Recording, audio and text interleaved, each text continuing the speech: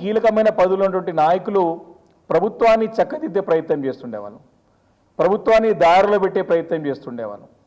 సాక్షాత్ వైఎస్ రాజశేఖర రెడ్డి గారు ముఖ్యమంత్రి ఉన్నప్పుడు అప్పుడున్నటువంటి పిసిసి అధ్యక్షులు సత్యనారాయణరావు గారు కానివ్వండి, కేశవరావు గారు కానివ్వండి, ఓపెన్ స్టేట్మెంట్ ఇచ్చి తప్పు చేస్తే తప్పు చేస్తున్నారని చెప్పి ముఖ్యమంత్రినే సరిదిద్దే ప్రయత్నం చేసినారు. కానీ ఇప్పుడున్నటువంటి పిసిసి అధ్యక్షుడు కేవలమైన ఒక అమ్మి మన గతంలో ఇప్పుడు చెప్తా ఉన్నాం, ముఖ్యమంత్రి గారి చేతిలో కీలు బొమ్మగా మారినాడు పిసిసి అధ్యక్షుడు.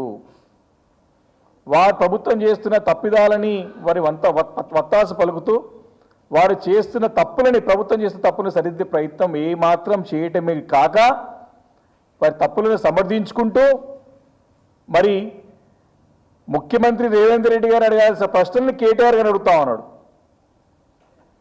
వారు వీటి గురించి చాలా క్లియర్గా చెప్పినాం, ఇది ఫైనాన్షియల్ ఫ్రాడ్ జరిగింది, దీనిపైన విచారణ జరిపించాలని చెప్పేసి మేము సూటిగా ప్రశ్న వేస్తే మీరు చర్చకు వస్తారా అని అనడమే కాకుండా రేపో మాపో జైలు పోతాడు, జైలు పంపిస్తామని చెప్పి బెదిరించే ధోరణిలో పిసిసి అధ్యక్షుడు మాట్లాడిన మాటలు మరి తీవ్రంగా మేము ఖండిస్తూ ఉన్నాం.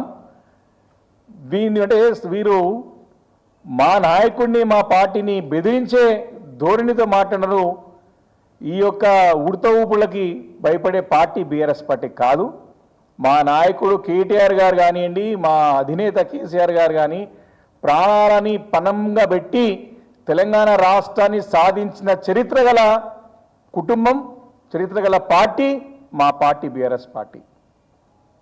కాబట్టి మీరు సమాధానం చెప్పలేక ఎప్పుడు ఏ అంశం వచ్చినా సరే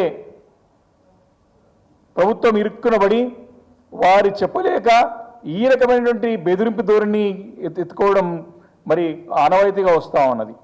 దీన్ని చాలా మేము ఒకటే ప్రశ్నిస్తూ ఉన్నాం.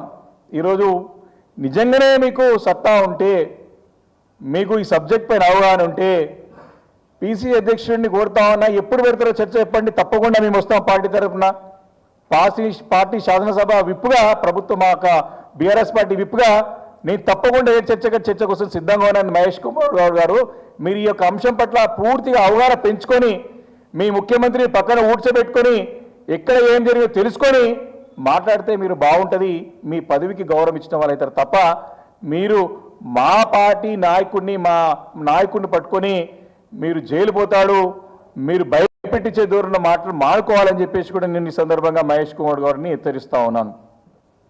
ఏ రకంగా మాట్లాడుతూ ఉన్నారంటే చట్టాలు మొత్తం వాళ్ళ చేతిలో ఉన్నట్టుగా, ఎవరికి వాళ్ళకి విచారణాధికారం లేరు. ఏదైనా చట్టమై అసలు తీర్పు వీళ్ళే చెప్తారు, వీళ్ళనే అన్ని వాళ్ళే చెప్తారు.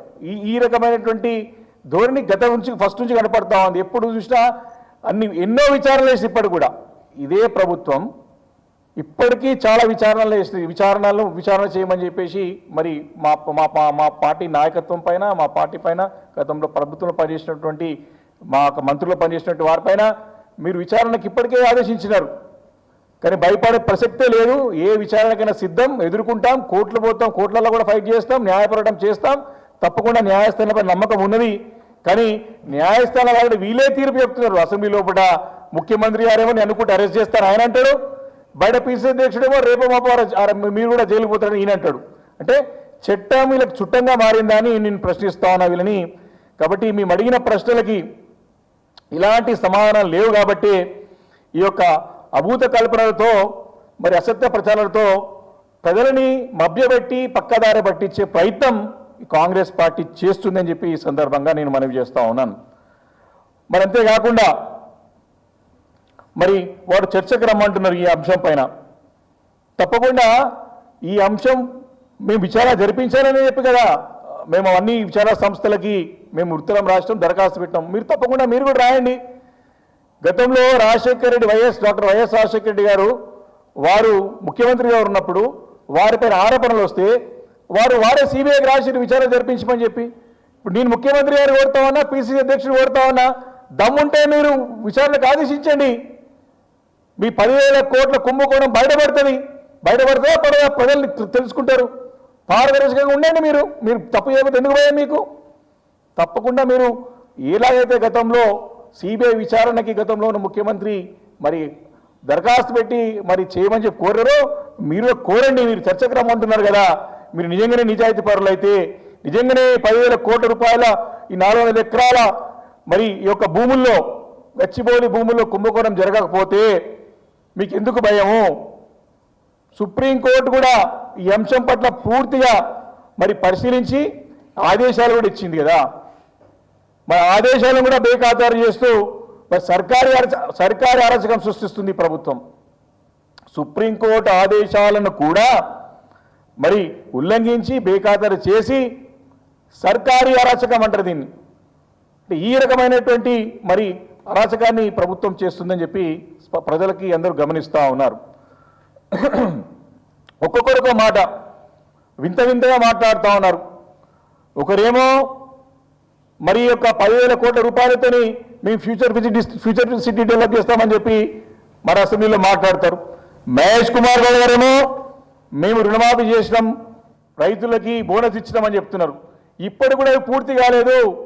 ఈ 10,000 కోట్ల రూపాయలు జేబుల్లోకి పోయినాయి, కాంట్రాక్టర్ జేబుల్లోకి పోయినాయి స్పష్టంగా మేము ఆధారాలతో పాటు మేము తెలియజేస్తే మేము అమ్మి మేము రైతులకి రుణమాఫీ చేసినాం, రైతులకి మేము బోనస్ ఇస్తున్నామని చెప్పేసి మళ్ళీ పక్కదో పట్టించే ప్రయత్నం మహేష్ కుమార్ గారు పిసిసి అధ్యక్షుడు చేసినారు. మరి ముఖ్యమంత్రి గారేమో ఫ్యూచర్ సిటీకి వాడుతున్నాం, డెవలప్మెంట్ చేస్తామంటారు. వీరేమో మేము రైతులకి రుణమాఫీ కింద చేస్తామని చెప్తారు. ఎవరి మాట నిజమో మరి ప్రజలకి చెప్పాల్సిన అవసరం మరి పిసిసి అధ్యక్షుడి పైన, ప్రభుత్వం పైన ఉందని చెప్పి సందర్భంగా నేను మనవి చేస్తూ ఉన్నాను. ఈరోజు అంతేకాకుండా వాళ్ళు పదే పదే మేము అడిగిన ఏ అంశం పట్ల కూడా సమానం చెప్పకుండా, చర్చకు రాకుండా, అసెంబ్లీలో కూడా అనేక అంశాల్లో చర్చకు రాకుండా తోక ముడుచుకొని పోయినారు. మీరు చర్చకు రా అని చెప్పేసి పిసిసి అధ్యక్షుడు అంటా ఉంటే మా నాయకుడు కేటీఆర్ గారు అసెంబ్లీలో కానివ్వండి, హరీష్ రావు గారు కానివ్వండి, అనేక అంశాల పట్ల మేము చర్చకు సిద్ధమని చెప్పి ఛాలెంజ్ విసిరితే ఏ రోజు కూడా చర్చ పెట్టలేదు. మరి ఇప్పుడు వచ్చి చర్చ కోసం సిద్ధమా అంటారు. సిద్ధమే మేము పార్టీ ఉన్నది, మీరు పిలవండి మహేష్ కుమార్ గౌడ్ 7 గంటల చర్చ కోసం సిద్ధంగా ఉంది బీఆర్ఎస్ పార్టీ. మేము మా పార్టీ ప్రతినిధికి నేను వస్తాను, మీరు రండి, మీరు ఈ సబ్జెక్ట్ పైన అవగాహన పెంచుకోండి అని చెప్పి ఈ సందర్భంగా మనవి చేస్తా ఉన్నాను. ఈ ప్రభుత్వం ఎంత దిగజారిపోయిందంటే వారికి పూర్తిగా అంటే పీక లోతులో మొత్తం ఇరుక్కుపోయింది ప్రభుత్వం అంతా. ప్రభుత్వం ఈరోజు పనితీరు ఏ రకంగా ఉందంటే వారి పార్టీనే ముఖ్యమంత్రి గారి ప్రభుత్వాన్ని నమ్మే పరిస్థితులు లేరు. స్వయాన ఏకంగా వారి యొక్క రాష్ట్ర కాంగ్రెస్ పార్టీ వ్యవహారాల ఇన్ఛార్జ్గా వచ్చినటువంటి మీనాక్షి నటరాజన్ గారు ఈరోజు రాష్ట్రంలో సూపర్ సీఎంగా అవతరించినారు. సూపర్ సీఎంగా అవతరించి అధికారికంగా సెక్రటరియట్లో మంత్రులతో అధికారులతో మరి సమీక్ష నిర్వహించి ప్రజాస్వామ్యాన్ని అపహాస్యం చేసినడానికి ఎలాంటి సందేహం లేదు.